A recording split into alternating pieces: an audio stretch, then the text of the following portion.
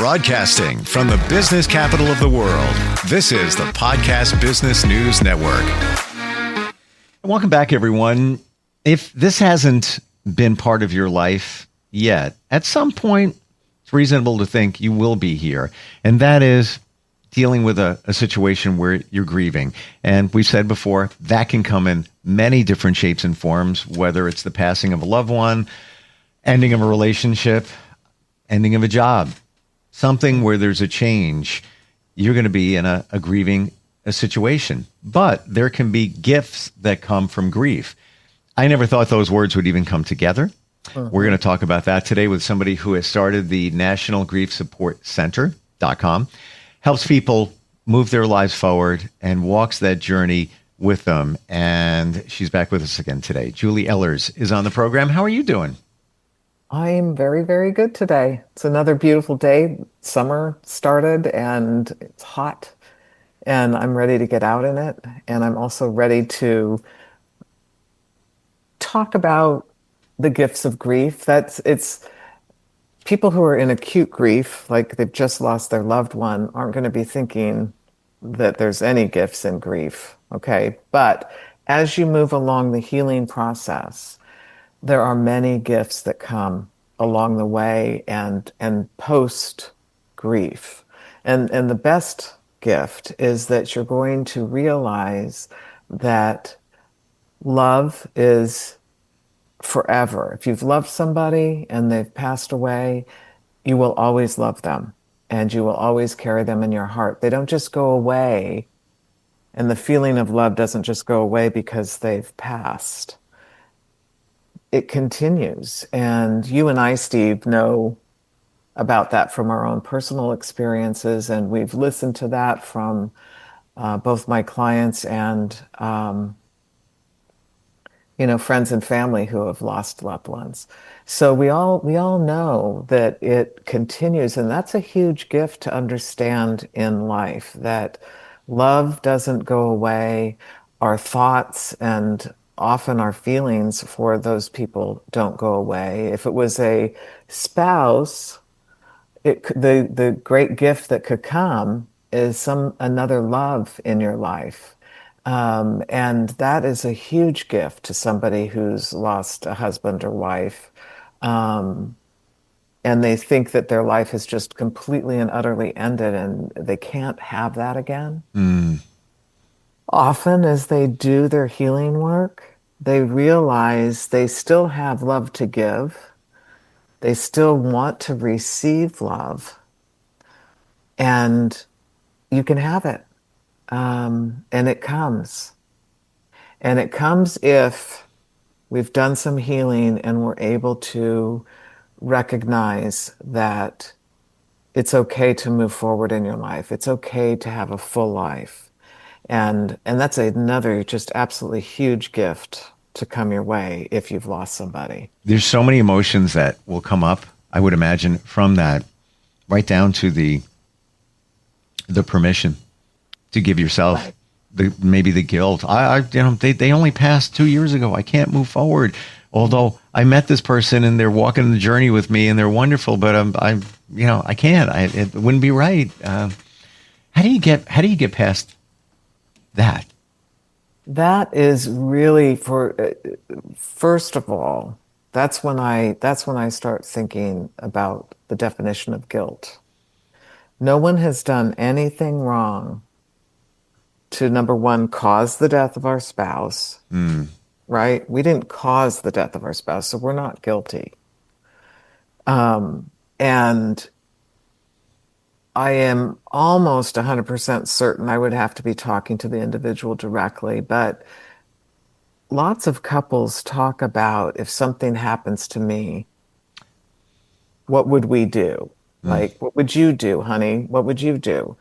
And usually in those conversations, they say, I want you to always have someone in your life to love you. And I want you to be able to give the love that you give to me, that you can live fully.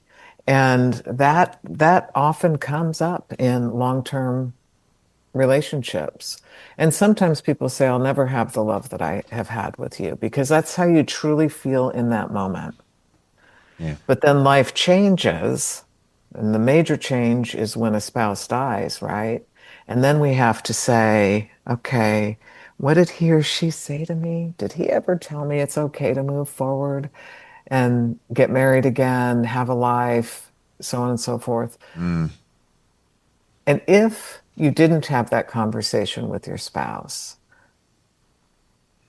I know that inside of yourself, you know, and I would work with that person, they know inside themselves that they can. Nobody has to be a prisoner to themselves. That's the challenge. And I would imagine, I'm not in that situation, but when you have a spouse that passes, I bet you deep down inside, many people would admit to themselves that my spouse would want me to be happy. Yes. Afraid to admit it, but you would hear it deep down inside, but you don't want to. Sometimes we get stuck. We get stuck. Yes. And that's the work that I do is about helping people get unstuck. And in our podcast on April 21st, we had Summer who talked a lot about getting unstuck and leaping. And it was the work that she did on herself and in relationship with her spouse who had passed, in learning how to move forward and not staying in the same place she was the day he died. No one needs to stay right there in that space. The earth keeps turning, the sun keeps rising, the moon comes up and sets, and our children get older and we get older, and the routines of the world continue, right? The seasons come and go. And you can stay right in that place and never move from that. But what is that doing for you? And the others around you, too. That's right. What are you getting out of that? That is, I give you permission. Anyone listening to this, I give you full permission to move forward in your life. If you need to hear it, I'm saying it. I'm sure you would echo it, Steve. Sure. Everybody has permission to move forward in their life. And we don't mean this in a negative way, No. where somebody hasn't, it's been 5 years and you haven't moved forward, maybe another relationship, or even just move forward many other areas. That we're not judging. We're just saying it's okay. It's that's part of life is moving forward, and it's been said before too that if you're not evolving, you're not living. Exactly. You're stuck. Literally, you're stuck in time. But life around you is moving. Let's say you did lose your spouse. Now your kids are growing. They want to see you happy. There's so many things going on there, but I can totally understand how you can be, for lack of a better description, stuck. Yeah. And it's a great word to describe what happens to people who lose a spouse. It's, and sometimes even when they lose a child, their whole life just is leveled. But you don't have to stay leveled. You can plant new seeds for yourself and water them and go and enjoy an evening with your other children. If you don't have other children, then you go and enjoy an evening with friends, maybe other family members. But life is worth, really. I know some people get extremely depressed, clinically depressed, and really have to work through a lot of stuff, and maybe it involves medication therapies too. But it's really, really important to breathe and feel the breath of life. I mean, you were given the day. You woke up to the sun. whether it's a gray day or sun shining in your area, the sun rose for you. So you get to rise and greet it. It's something we do. It's a reciprocal thing with energy, right? Even keeping a gratitude journal about those things. And this is ridiculous, but I'm going to share it with you. A week ago, I had an issue with my one nasal passage. I have a deviated septum since I was in my 20s. Okay. And it just almost like a pimple in my nose, but maybe it got infected. I don't know what it was. Mm-hmm.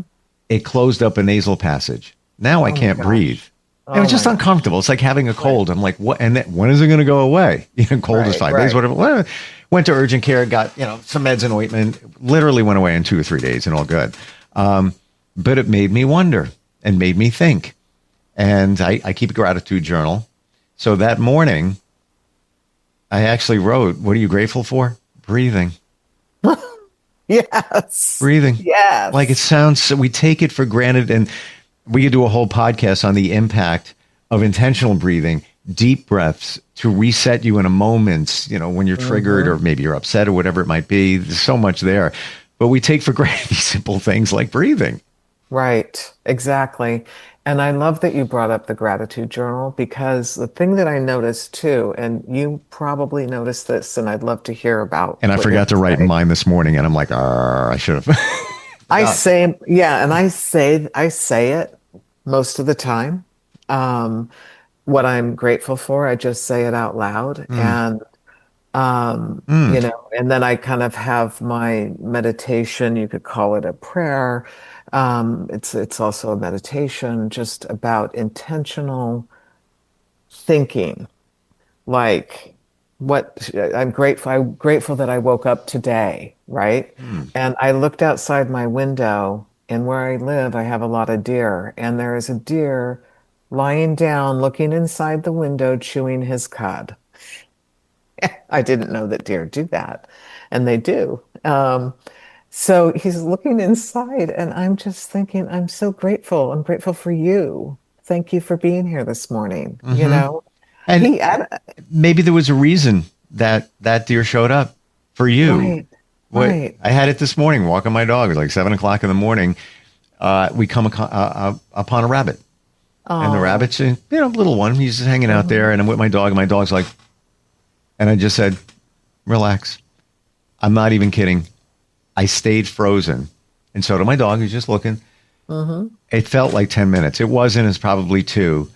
Just watching the rabbit and assuring the rabbit, like, we're good, man. We're not going to bother you. It's good. I appreciate you. Thank you for being here. Right. Maybe we needed to see that. I don't know, but I appreciate that moment. Right. And Steve, to me, those are the gifts of really being alive. And those are the moments that the universe says, pause. Yeah. You're taking in the vulnerability. You're sharing with an animal that you're not going to bring harm. It puts out great energy into the world around us. It changes the way we greet our day and the way that the routines and the passage of our day goes, actually. And I think that that's one of the greatest gifts that come out of the gratitude journaling, is it sets the tone. You said something before that it's so obvious that I didn't even consider it. And that is, I keep a gratitude journal. By the way, fantastic one on Amazon, $8. This one's for like $25, and for the $8, it's like a knockoff, same thing. And it's got different fields you fill out. You could say it has a section, I am. What is your power statements? What would make today a great day? 3 things. And of course, there's 3 lines for gratitude. But put that aside. You just said, say them verbally. Say them. I don't do it. I don't, nobody has to be around. You could be driving. But think of all those things you do say to yourself or out loud.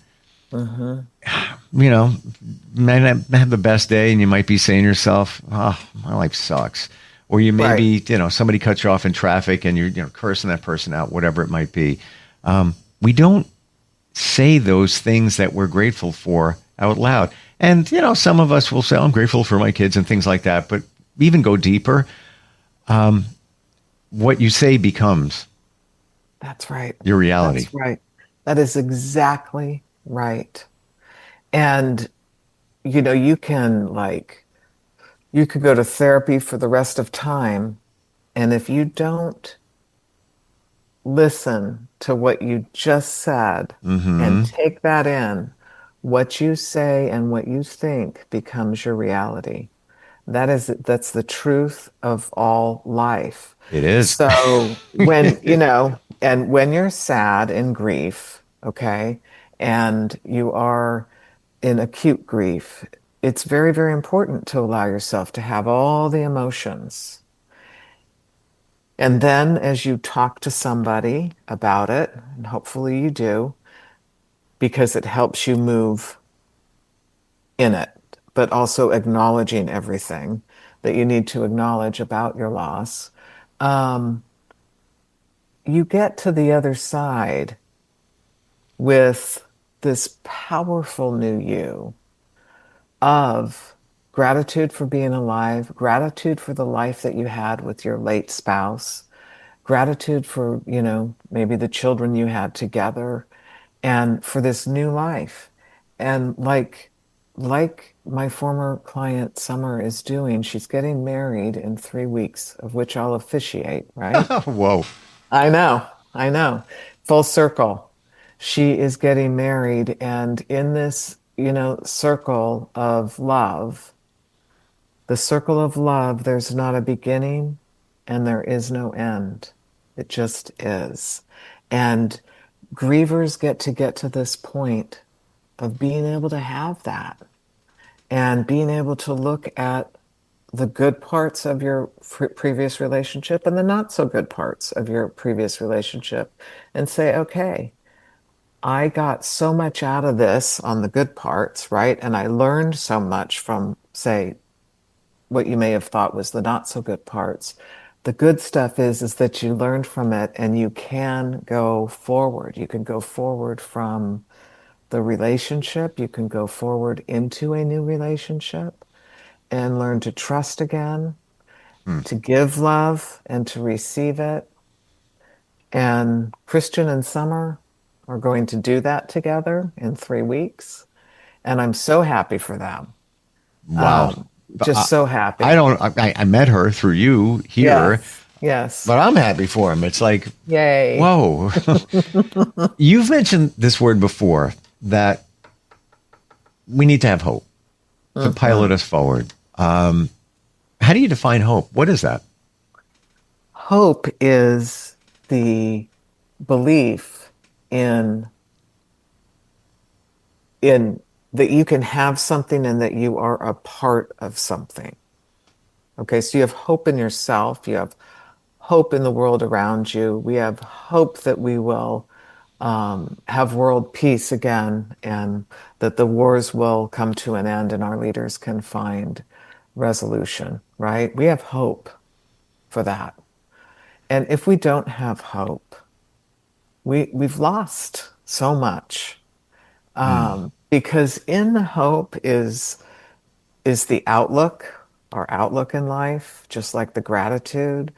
I'm grateful for today because on our soil today in America, we do have peace. You and I have peace, Steve, right here, you in the studio and me calling in.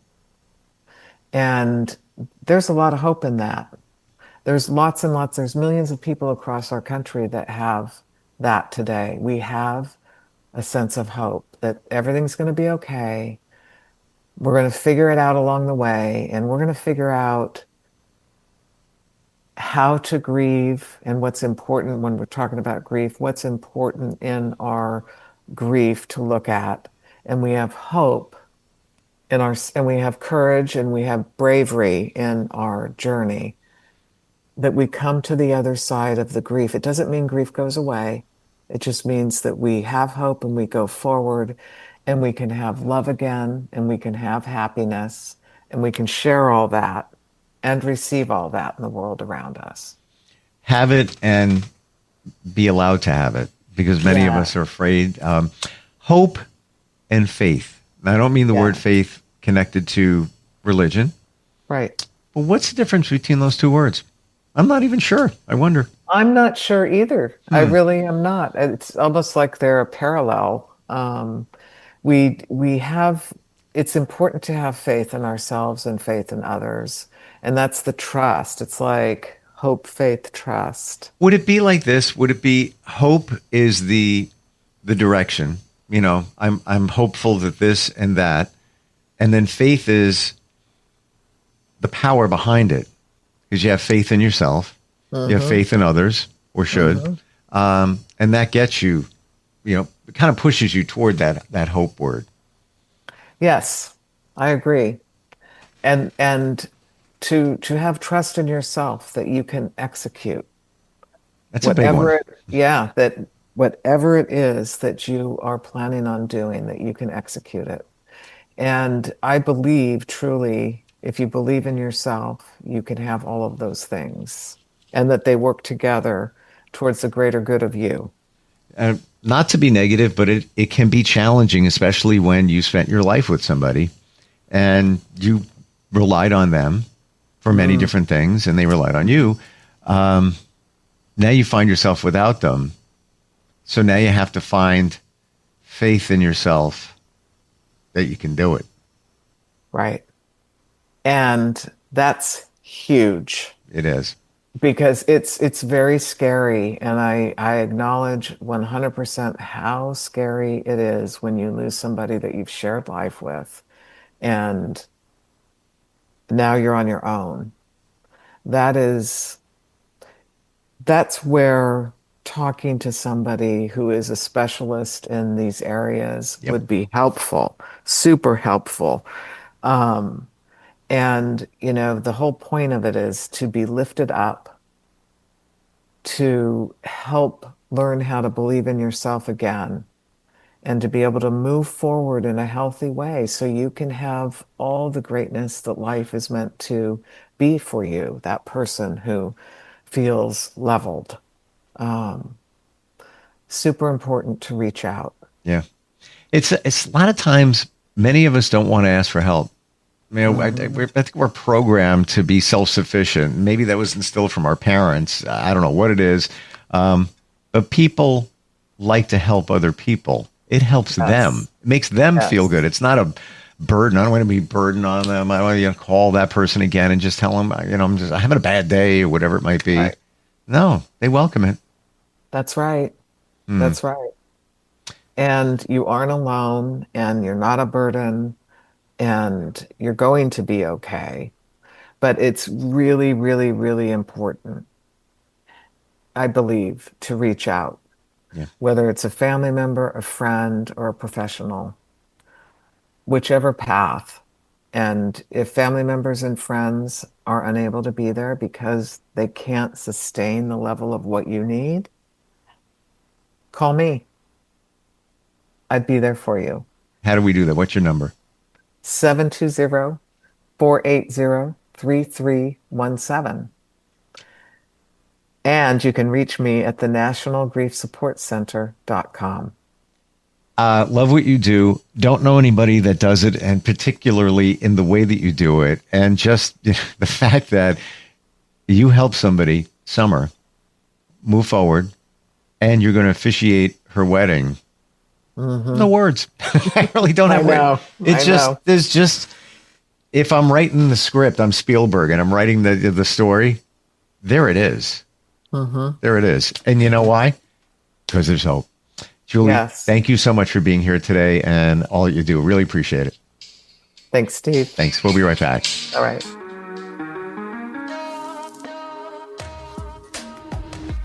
Broadcasting from the business capital of the world, this is the Podcast Business News Network. Adopt US Kids presents Multiple Choice Parenting. Your daughter just had her first breakup. Do you A, put yourself in her shoes? How could he do this to you? And for Sheila, she has split ends. B, console her? Oh, sweetie, This is going to happen a lot. 4, maybe 5 more times before you get married. C. Take charge. Got to get this all straightened out. Give a little talking to, man to man, mano a mano. Hey, Steve! Is now a good time? No? Okay, no problem. Bye. Or D. Help her find a new boyfriend. I know a great place to meet boys. The internet. Nice, single boys. Never mind. How about some ice cream? As a parent, there are no perfect answers. But you don't have to be perfect to be a perfect parent. Thousands of teens in foster care will love you just the same. For more information on how you can adopt, visit adoptuskids.org. A public service announcement from the U.S. Department of Health and Human Services, Adopt U.S. Kids, and the Ad Council.